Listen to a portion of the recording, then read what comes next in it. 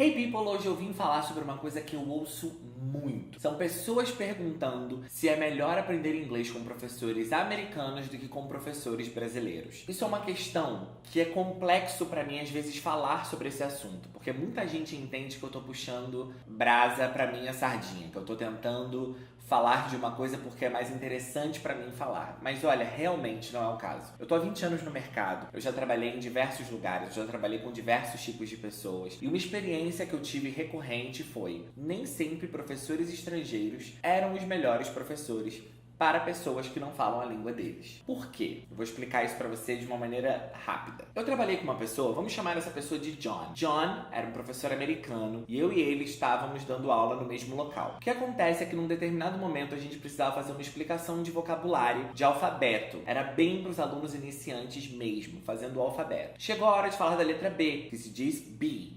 Ele teve a ideia de fazer um gestual para explicar B. Então, além de falar B, ele fazia assim: B, B, B, como se ele estivesse espantando alguma coisa. Eu entendi na hora o que ele estava fazendo. Ele estava falando B de abelha, como se estivesse espantando abelhas de cima dele. Porém, um aluno iniciante que não fala inglês, que não entende nem de início o que é uma abelha em inglês ou o que ele está pensando, vai conseguir captar aquele gestual e achar que aquilo é uma coisa que faça sentido para ele. Então o que acaba acontecendo é que eu, por ser brasileiro, e muitos professores que são bons, conseguem entrar na sua mente em relação à sua dúvida. Porque apesar de ser fluente em inglês, de pensar em inglês, de sonhar em inglês, eu também sei português, é a minha língua mãe. Então eu vou entender que a sua dúvida, às vezes, numa determinada coisa, está ligada a ser um falso cognato, que te lembra aquela mesma palavra em português. Então eu vou saber que é um falso cognato para você, por ser brasileiro. Isso é uma vantagem que o professor brasileiro sempre vai ter em cima do professor americano ou do que é britânico. Agora,